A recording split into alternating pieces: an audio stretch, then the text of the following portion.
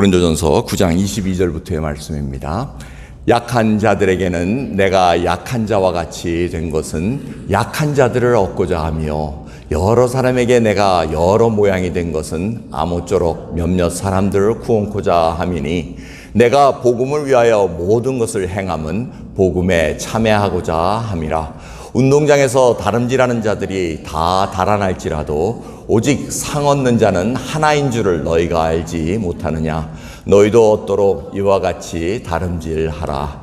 이기기를 다투는 자마다 모든 일에 절제하나니, 저희는 썩을 면류관을 얻고자 하되 우리는 썩지 아니할 것을 얻고자 하노라. 그러므로 내가 다름질하기를 향방 없는 것 같이 아니하고 싸우기를 허공을 치는 것 같이 아니하여 내가 내 몸을 쳐 복종하게 함은 내가 남에게 전파한 후에 자기가 도리어 버림이 될까 두려워함이로라. 아멘. 자리에 앉으시겠습니다. 어느 교회가 있었습니다. 그 교회는 소문나기를 많이 분파가 있어가지고 다투고, 또 성도들 간에 또 음행이 있다 그러고, 또 수도 많이 하고 우상 제물을 섬기는 그러한 교인들이 모인 교회라고 합니다. 그리고 밥을 먹을 때는 배고픈 사람 생각하지 않고, 빨리 온 사람이 먼저 많이 먹고 늦게 온 사람은 남겨주지 않는 그런 아주 몰인정한 교회가 있었다고 합니다. 여러분은 그런 교회에 다니시겠습니까? 성경에 있는 고린도 교회가 바로 그런 교회였습니다. 고린도 교회는 사도 바울이 세웠습니다. 예수님께서 세우셨지만 바울이 가서 고린도에 정말 안타까운 심령으로 아덴에 있다가 아덴에서 복음 전파에 실패를 합니다. 그리고 고린도에 와서는 오직 예수 그리스도만을, 예수 그리스도가 바로 우리의 구원자신 것을 선포하겠다는 다짐으로 세운 교회입니다. 그러고는 몇 년이 흘렀습니다. 몇 년이 흘렀는데 그 소문이 바로 고린도 교회 안에 분파가 생겼다는 겁니다. 나는 사도 바울파요, 나는 아볼로파요, 나는 게바 베드로파요, 나는 그리스도파요 하면서 막 나눠졌다는 겁니다. 안타까운 소식이 들립니다. 또 성도로서는 할 수 없는 그런 세상 사람조차 음행 일어나지 않는 그러한 이상한 일들이 일어났다는 겁니다. 두 사람들이 교회 내에서 해결하지 못하고 법정으로 가서 수호하는 그러한 일들이 일어난 것을 사도 바울이 듣습니다. 또 우상제물로 인해 가지고 어떤 사람들은 시험받고 하는 일들이 일어났다는 겁니다. 또 은사도 많이 하나님께서 부어주셨음에도 불구하고 무질서하게 그 은사를 막 남용하는 그러한 일들이 일어났다는 겁니다. 그 소식을 듣고 이제 베드로가, 사도 바울이 에베소에서 편지를 쓴 것이 바로 오늘 읽은 고린도전서의 편지입니다. 사도 바울은 이 9장을 통해서 설명하는 것은 뭐냐면, 내가 유대인이고 헬라인이고 율법주의자고 그리고 예수 그리스도를 믿지만 약한 그리스도인에게 여러 모습으로 여러 모양으로 바뀌면서 복음을 전했다고 얘기합니다. 근데 그 이유를 설명합니다. 그것이 오늘 읽지는 않았지만 기록된 19절의 말씀입니다. 내가 모든 사람에게 자유하였으나 스스로 모든 사람에게 종이 된 것은 더 많은 사람을 얻고자 함이라. 사도 바울은 율법주의자였습니다. 그는 유대인이었습니다. 그리고 정말 예수 그리스도 믿는 핍박한 자였으나 예수 그리스도를 만난 후에 그가 진정한 자유를 얻었습니다.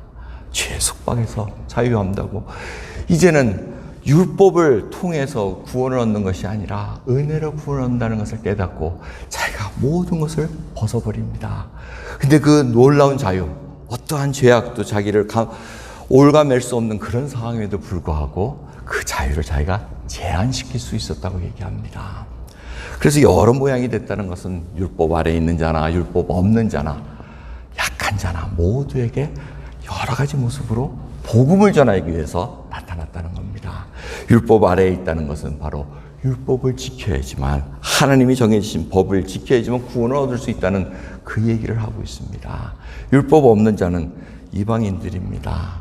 하나님 법 무서운지 모르고 그냥 하나님도 모르고 그냥 살아갔던 그런 자들을 얘기합니다. 약한 자는 예수 그리스도를 믿기는 믿었으나 아직도 이거 우상 제물에 바친 음식인데 먹어야 되나? 정말 판단하기가 어려웠다는 겁니다. 사도 바울은 뭐라고 말씀합니까? 내가 모든 걸 먹을 수 있다. 더 우상의 제물에 바쳤다 그래서 그걸 먹었다 그래서 내가 뭐 귀신 섬기고 뭐 이런 것이 아니라 이미 그것은 다 끝난 얘기다. 예수 그리스도의 보혈로 예수님께서 모든 것을 다 사해 주셨음에도 불구하고 왜 다시 그런 법으로 들어가겠느냐고 질타하시면서, 하지만 그 약한 자의 양심이 무너지지 않도록 그 약한 자가 믿음이 세워질 때까지 내가 그래? 그럼 우상 제물 나도 안 먹을게, 이렇게 동참한다는 얘기입니다. 나는 믿음이 강하니까 먹어도 상관없어 하고 믿음이 약한 자 앞에서 막 먹지 않았다는 얘기입니다. 왜? 남을 배려하기 위해서, 그 자로 하여금 어떻게 해서 믿음을 자라게 하기 위한 그 길을 알려주기 위해서 그렇게 했다는 거. 이제 이런 모습을 보면은 다른 사람들이 볼 때 헷갈렸다는 겁니다. 저 사람 어저께는 우상 제물을 먹더니 오늘은 안 먹는다 그러네. 이게 도대체 왜 이러지? 헷갈렸다는 겁니다. 근데 사도 바울은 계속해서 얘기합니다. 내가 여러 모양이 된 것은 아무쪼록 몇몇 사람을 구원코자 함이니 내가 복음을 위하여 모든 것을 행함은 복음에 참여하고자 함이라. 이 참여한다는 것은 바로 복음을 공유하고자 하노라 얘기하는 겁니다. 바로 내가 같이 나누기를 원한다는 겁니다. 여러분, 복음을 정말 나누기를 원하십니까? 아니면 그거를 그냥 나 혼자 이거 귀한 거 나 혼자 갖고 있어요. 이거는 욕심꾸러기고 교만한 자입니다. 사도 바울은 그걸 알고 예수 그리스도부터 그 죄된 것을 다 용서받은 후에 고백하는 말씀이 로마서 1장 15, 14절부터의 말씀입니다. 헬라인이나 야만인이나 지혜 있는 자나 어리석은 자나 다 나에게 빚진 자라. 그러므로 나는 할 수 있는 대로 로마에 있는 너희에게도 복음 전하기를 원하노라고 얘기합니다. 왜 빚을 졌다 그럽니까? 너무 귀한 소식이기 때문에. 우리의 죄가 다 탕감됐다는 겁니다. 전에도 말씀드렸지만은 정말 여러분들 어디 나라에서 프로그램이 있어가지고 10만 불, 100만 불 탕감해주는 프로그램이 생겼는데 그게 어떻게 happen to be 나만 알고 있는 소식입니다. 다른 사람도 다 알아야 되는데 다른 사람은 다 귀가 먹고 눈이 멀어가지고 못 듭니다. 그래서 자기는 딱 탕감받았는데 이 좋은 소식을 어떻게 하시겠어요? 나 눈 감고 귀 감은 사람한테 알려줘야 되지 않겠습니까? 이 기쁜 소식을, 우리 죄악된 것을 알려주라고 사도 바울이 그렇게 해서 내가 빚진 자라 하면서 이걸 모여서 율법이 있는 자, 율법 아래에 있는 자, 율법이 없는 자, 약한 그리스도인, 아무튼 복음만을 전하기 위해서 예수 그리스도가 누구신 것을 온전히 알고 그 믿음이 자라기 위해서 여러 가지 모습으로 바뀌었다는 겁니다. 그래서 그 복음을 공유하고 전파하기 위해서는 지금 예를 든 것이 바로 운동 경기를 예를 듭니다. 고린도 당시에는 이스트미아라는 경기가 2년마다 열렸다 그럽니다. 스테디움이 있어가지고 뛰기도 하고 권투 시합도 있고 레슬링도 있고 이런 시합들이 있었고, 또 올림피에 지금 고대 올림픽 경기에 올림피아도 4년마다 열린 그런 경기가 있었습니다. 사도 바울이 이 복음을 전파하기 위해서 무엇이 필요한가? 그래서 운동 경기 선수들을 가만히 지켜보다가 그 얘기를 합니다. 목표를 향해서 달려가듯 지금 달려가야 된다는 얘기입니다. 올림픽, 지금 도쿄올림픽에 지금 1년 연기돼가지고 열려고 그러는데 열지 안 열지 모릅니다. 근데 저는 운동에 좀 관심이 있습니다. 이 선수들이 그냥 4년간 그 올림픽에 메달을 따기 위해서 얼마나 열심히 연습합니까? 좀 안타까워요.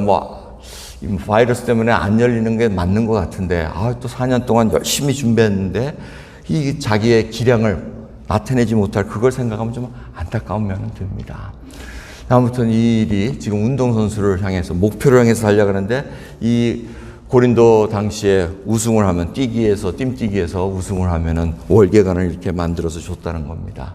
근데 그건 곧 썩는다는 겁니다. 하루 지나면 다 말라가지고 죽는데, 우리는 썩을 면류관을 향해 달려가는 것이 아니고, 썩지 않을 주님의 그 놀라운 면류관을 향해서 달려간다는 것을 알려주고 있습니다. 그래서 경기에 출전하기 위해서 제일 먼저 들어온 얘기가 절제입니다. 운동선수들이 정말 그 4년 후에 올림픽 거기서 출전하기 위해서 얼마나 절제를 합니까? 먹는 거 좋아하는 거 포기하고 건강식으로 먹고 조금 먹고 체중도 다 맞추고, 그 다음에 놀고 싶은 거, 오락하고 싶은 거 다 견뎌내면서 다 거절합니다. 잠자는 것도 딱 정해진 시간에 자고 저녁 시간에 일어납니다. 반복 훈련을 통해서 이것이 점점 자기의 몸에 익숙하게 돼가지고 올림픽에 나갈 때는 최상의 기량으로 나가게 준비합니다. 그러기 위해서는 이 절제가 필요하다는 것입니다. 포기하고 싶은 유혹이 생깁니다. 여러분 생각해 보십시오. 뭐 먹고 싶어하는 음식 건강 때문에 드시지 마십시오 하면은 이거 먹기 싶어가지고 포기하고 먹을래 이런 분들이 얼마나 많습니까? 우리가 그런 유혹들을 참지 못할 때가 많습니다. 꼭 이런 식으로 해야 돼. 여러분 복음을 전하기 위해서 복음에 참여하는 자가 되기 위해서 복음을 공유하기 위해서 이 절제의 과정이 없어서는 나눌 수가 없다는 것입니다. 왜? 사람들이 그걸 보기 때문에. 운동선수들 여러분 보시면 아시잖아요. 저 사람 준비했구나 안 했구나. 딱 근육해가지고 멋있게 딱 준비해가지고 나가는 자들, 아니면 절제 못해가지고 먹을 거 다 먹고, 아니면 밤새도록 놀다가 와가지고 눈은 퉁퉁 부어가지고 찔려는 선수하고는 이게 상대가 안 됩니다. 그와 같이 마찬가지라는 것입니다. 복음을 전하기 위해서는 절제하면서 정말 내가 이것을 마음대로 쓸 수 있으나, 내가 자유한데 얼마든지 마음껏 할 수 있으나 참는다는 겁니다. 절제한다는 겁니다. 목사인 저도 가서 못할 게 뭐 있겠어요. 그죠? 한다고 구원 받은 것 취소되겠어요?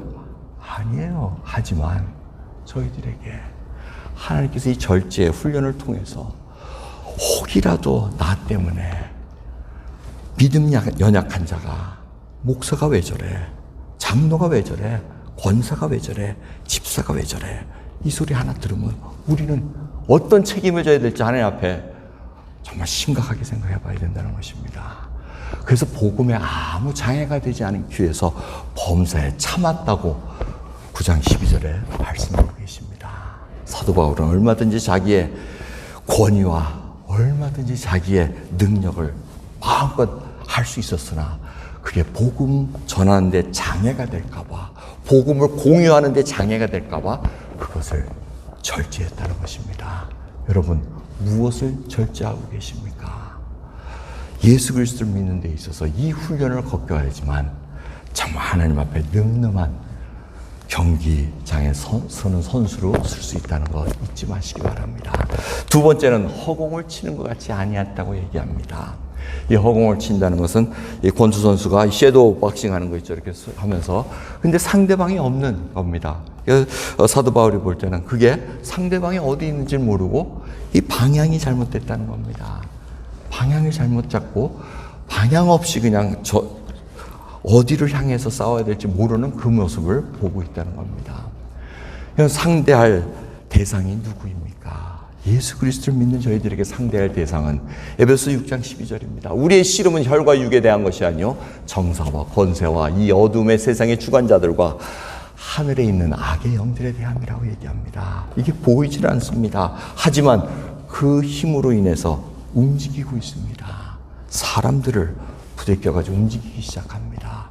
세상의 주관자, 어둠의 세상의 주관자들이 하나님이 원하시는 정의와 공의를 실현하지 않고 억압과 박해와 핍박을 하는데 그것은 결국 그 일을 대항할 수밖에 없다는 것입니다.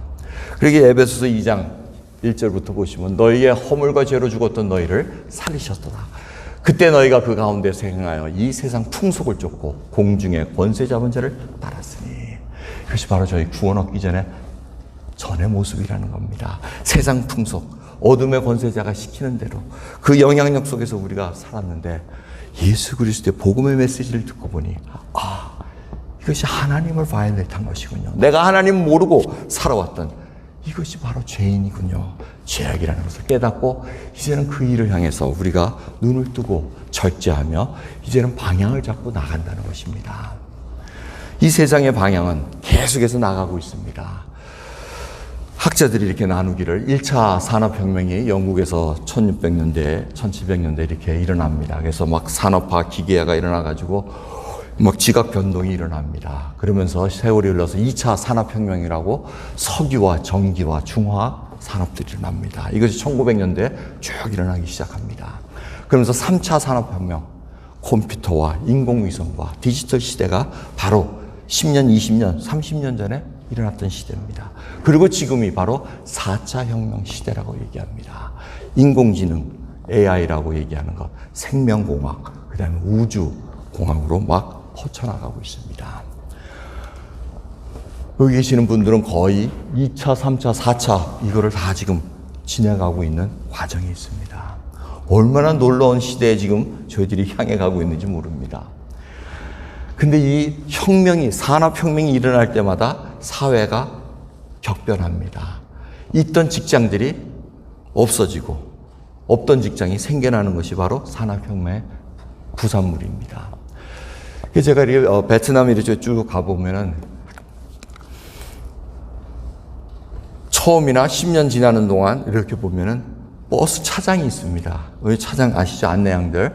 가면은 베트남 버스 쭉 타면은 처음엔 돈을 안 내요. 돈을 안 내고 있다가 이제 한 사람이 쭉 지나가면서 돈을 걷기 시작합니다. 차장 내고 하고 하는데 그게 저는 궁금했어요. 왜? 베트남이 엄청나게 발전되고 있거든요. 그래서 이 자리가 언제 없어지나는데 10년이 지나도 아직 안 없어졌어요. 근데 참 재미있게도 베트남은 지금 4차 혁명까지 막 들어가고 있는 상황. 그러니까 2차, 3차, 4차가 막 그냥 공존하면서 바쁘게 움직이는 세상이 바로 베트남입니다. 형, 저희들이 이 가슴에 안고 기도한다는 것. 같이 기도하자 그래서 여러분들이 기도하시고 계시라고 믿습니다. 저는 기도하면서 사실은 계속해서 그 선교지 지역 사역자들 이를 위해서 기도했습니다. 근데 나라를 위해서 기도하다 보니까 그 나라의 시스템을 이렇게 보게 되고 시스템에 대해서 대항을 하고 기도하는 그런 일들을 지금 감당하고 있습니다. 그럼 베트남은 사회주의 국가면 공산주의 국가입니다. 그들은 일당 체제로서 개인의 그 모든 자유는 얼마든지 억압할 수 있는 그런 나라입니다. 하지만 경제 발전을 위해서 문을 열고 지금 모든 물질들을 투자하라고 유혹하는 그런 시대입니다. 하지만 언젠가는 문 닫을 때가 옵니다. 자기네들이 이득이 안 될 때는 얼마든지 끊어질 수 있는 그런 상황입니다. 복음도 같이 들어갑니다. 복음의 문이 언제 닫힐지 모르나 그때까지 정말 하나님께 간구하며 은혜를 간구하는 그 일을 감당합니다. 그래서 베트남에 있는 그 시스템, 사회주의 시스템, 그 하나하나가 정말 마음에 안타깝게 와닿습니다. 인도의 그 시스템도 정말 힘들게 와닿습니다. 세네갈의 그 시스템, 정치와 문화의 그 모든 시스템들을 볼 때마다 얼마나 안타깝겠습니까? 이스라엘도 마찬가지입니다. 또 도미니카 공화국도 마찬가지입니다. 모든 것들이 다 지금 이 산업혁명의 스케줄에 맞춰가지고 움직이고 있는 상황인데 과연 저희들은 어떻게 이 상황 속에서 살아가야 되는가 다시 한번 생각해 봅니다. 그럼 미국이 어떻게 해서 계속해서 하나님의 말씀을 이렇게 배척하게 되는 상황이 됐는가 하면은 어느 학자가 얘기합니다. 망원경의 발견이 아니겠느냐. 망원경의 발명으로 인해서 사람들이 여태까지는 못 봤다는 겁니다. 다 그냥 교회에서 얘기하는 거, 그게 다 사실이구나라는 거 믿고 갔지. 근데 망원경으로 보니까 사실이 자기가 알고 있던 것들하고 달라지기 시작했다는 겁니다. 반대로 현미경도 마찬가지입니다. 이게 자세히 보니까 이게 다르네. 물속에 있는 이게 균들이 이게 역사하네. 이게 물이 아니구나. 이렇게 알기 시작했다는 거. 서서히 절대 진리가 사라지는 그 시발점이 바로 망원경의 발견이었다는 것입니다. 그래서 미국도 법원에 이렇게 할 때 학교에서 진화론은 되는데 창조론을 안 가르치는 이유의 기준은 뭔지 아십니까? 이게 대법원에서 딱 판결할 때 이게 과학이냐 종교냐 거기에 달려있다 그럽니다. 그래서 과학이라 그러면 오케이 그건 증명된 거야. 그러니까 해도 돼. 근데 이게 종교라. 창조는 하나님이 이 세상을 창조하셨느라 하고 하면 이게 릴리전이네? 그러면 그건 개인 거니까 그거는 공립으로 가르칠 수 없습니다 하고 판결한다는 기준이라는 겁니다. 그래서 제가 곰곰이 생각해 보니까 20년 전에 그냥 미국 대법원에 모세오경, 모세 그 10계명 이런 것들 다 물러치려고 하는 것들이 저게 다 종교다. 종교니까 저건 믿는 사람이나 믿는 거지 우리하고는 상관없는 사람이요 하고 다 무너뜨렸다는 그 얘기입니다. 참 그러기에 여러분 저희들이 이 절대 진리를 이제는 선호하지를 않습니다. 여러분 자녀들도 마찬가지고 자녀들한테 얘기할 때 절대 진리 얘기하면 그거는 아버님이나 어머님이나 믿는 것이지 나하고는 상관없어요 하고 나옵니다. 왜? 문화가 지금 이런 상황 속에 흘러가고 있기 때문에 그렇습니다. 하지만 저희들이 깨달아야 될 것은 이 방향을 잃은 교회, 피냐따라고 이렇게 썼는데, 피냐따는 여러분 아시죠? 멕시코 그 생일 때 게임하는 거, 이렇게 큰 인형에다가 사탕 같은 거나 이렇게 집어넣어가지고 그 생일 맞이네가 눈 가려가지고 막 작대기 흔들러가지고 터트려가지고 하는 게임인데, 이 눈을 감으면은 그 삐냐따 하는 게임을 보면은 이 방향을 모릅니다. 그걸 보고 그냥 사람들이 박장대소를 합니다. 깔깔대고 막 웃으면서 엉뚱한데 휘둘르니까.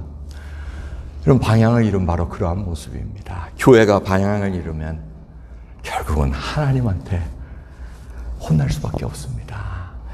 요한계시록에 있는 7교회 중에 5교회가 기록됩니다. 바로 에베소 교회가 처음 사랑을 버렸느니라. 방향을 잃어버렸습니다. 그들이 이단은 잘 막았는데 양의 탈을 쓴 이리들을 잘 막았지만은 처음 사랑을 버렸다고 얘기합니다. 버렸다는 거는 잊어버린 것도 아니에요. 자기네들이 스스로 알면서도 저쪽으로 버려버렸다는 겁니다. 그 일을 방향을 잃으면 가능하다는 겁니다. 저희도 하나님의 말씀 속에 있다가 어느덧 예수 그리스도의 사랑을 새까맣게 그냥 버려버리고는 딱딱한 껍데기로 남아있는 가능성도 있다는 것입니다. 버가모 교회는 어떻습니까? 니골라당 교훈을 너희들이 섬긴다고 얘기합니다. 이 니골라당은 영만 구원받지 육은 뭐 아무렇게나 된다 그래서 마음대로 사는 것을 얘기합니다. 음행이 엄청나게 음란한 거, 그저 침소를 더럽히고 이런 일들이 그냥 교회에서 일어났다는 겁니다. 방향을 잃으면 그렇게 된다는 겁니다. 두아디라 교회도 마찬가지입니다. 주님께서 질투하시기를 자칭 선지자 이세벨을 네가 용납하는구나 얘기합니다. 가짜 선지자라고 하나님은 이렇게 얘기하십니다. 한번 우상을 함께 만들고 하나님 이외에 다른 것들을 섬기게 만들고 이러한 일들을 방향을 잃어버리면 일어나는 결과라는 것입니다. 사대교회도 마찬가지입니다. 하나님 앞에서 행위의 온전함을 찾지 못했다고 주님께서 말씀하십니다. 하나님 앞에서 행위의 온전함이 뭡니까? 절제하지 못했다는 겁니다. 신앙의 그 꺼풀은 있으나 내용은 알맹이는 전혀 다른, 언행이 일치하지 않고 믿음과 삶은 전혀 일치하지 않는 그런 모습을 살아왔던 것이 바로 사대교회 교인들의 방향 잃은 결과라는 것입니다. 마지막으로 라우디게아 교회입니다. 차지도 더욱지도 아니하다는 얘기예요. 이 얘기는 뭡니까? 차오면은 시원하게 마실 수 있고 더우면은 뜨겁게 차라도 끓여 먹을 수 있는데 차지도 덥지도 않으면 미지근한 물 넣으면은 그냥 내뱉을 수밖에 없다는 것. 쓸모없는 모습으로 살아간다는 것입니다. 여러분 방향을 잃으면 내가 지금 뭘 해야 되지? 지금 이 교회 신앙생활을 하면서 예배를 드려야 되는 건가? 아니면 저쪽 가서 내가 딴 일을 해야 되는가? 판단이 안 서러버립니다. 결국은 차지도 덥지도 않은 상황 속에서 신앙생활을 하다 보면 하나님께서 결국은 내뱉어야 되는 그러한 교회로 전락할 수밖에 없다는 것입니다. 여러분, 우리는 기억해야 됩니다. 우리는 구원받은 죄인입니다. 누구도 여기서 벗어날 수가 없습니다. 여러분, 죄인이기에 하나님께서 부르셔서 예수 그리스도로 말미암아 우리의 죄를 다 사해 주시고 의롭다 칭하셨습니다. 우리가 한 건 아무것도 없습니다. 주님께서 택하시고 부르셔서 우리로 하여금 성화, sanctification 하는 그 과정을 걷게 하신다는 겁니다. 문화가 바로 이것을 거부하고 있습니다. 문화는 자꾸 뭐라 그럽니까? 너는 태어난 게 그래, 그러니까 괜찮아, 그렇게 살아, 이렇게 얘기하면 죄인이라는 얘기를 안 합니다. 죄라고 얘기하면은 그거는 당신이 말하는 죄지 나하고는 상관없습니다 라는 사회로 저희들이 살아가고 있다는 겁니다. 하지만 낙담해서는 안 됩니다. 우리가 방향을 압니다. 이제는 그 어둠의 권세를 잡은 자들마다 우리가 대적할 수 있는 하나님의 능력으로 이제는 죄가 무엇인 것을 지적하고 죄라는 것을 말할 때마다 우리가 손가락질을 받을지라도 해를 받을지라도 하나님 앞에 은혜를 받고 나가는 자로 살아갈 수밖에 없다는 것을 잊지 마시기 바랍니다. 우리가 방향을 잘못 찾을 때가 많습니다.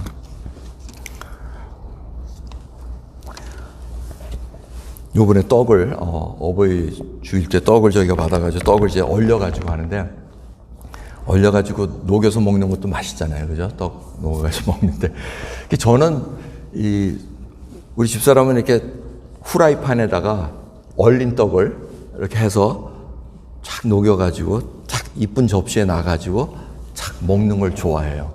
근데 저는 후라이팬 닦기도 귀찮고 그냥 접시 하나에다가 저기 집어넣어가지고 마이크로웨이브에 넣어가지고 탁 꺼내가지고 탁 먹으면 설거지 하나만 되잖아요. 얼마나 간단해요. 근데 저희 집사람, 우리 아내는 그걸 되게 싫어해요.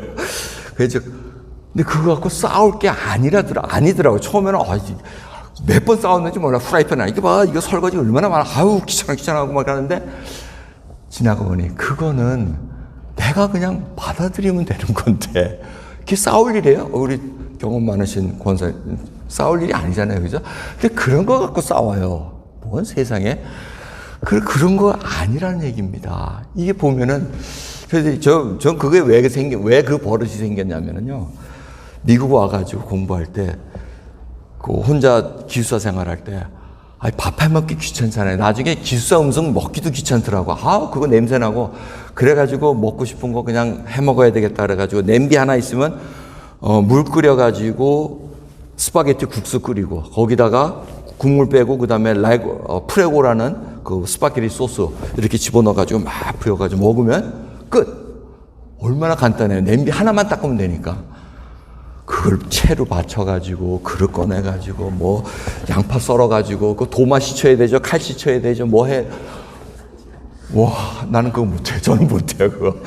그런데 이게 자기 훈련을 통해서 받아들이면 되는 거야. 저 사람 저걸 좋아하는구나. 저 사람 이걸 좋아하는구나. 받아들이면 되는데, 그거를 그저 이렇게 먹어야 돼. 나는 이렇게 먹어야 돼 하면은 싸움이 날 수밖에 없고 피곤한 거예요. 근데 방향을 잘못 잡았다 이 얘기입니다. 무슨 말씀인지 아시죠? 웃지도 않는 거 보니까 빨리 넘어갈게요. 하여튼 그래서 여러분들 방향을 잘 잡아가지고 어디를 향해 싸워야 되는가 잘 보셔야 됩니다. 마지막으로 사도 바울이 얘기한 내 몸을 쳐서 복종하라고 얘기합니다. 이 친다는 뜻은 권투 선수가 상대방의 눈 아래를 친다는 그 뜻을 갖고 있습니다.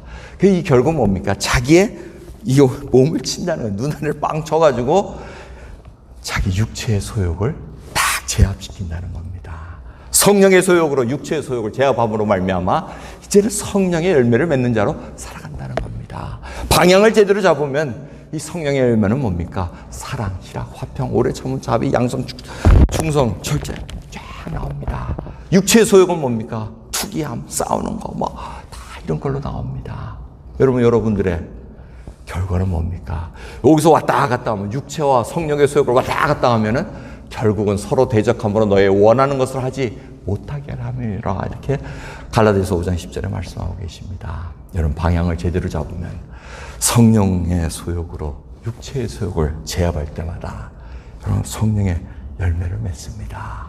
오래 참게 되고 화평을 이루는 그러한 일을 감당할 수 있다는 겁니다. 내 몸을 쳐서 복종케 한다는 것은 사도 바울의 말씀은 내가 남에게 전파한 후에 자기가 도리어 버림이 될까 두려워함이라.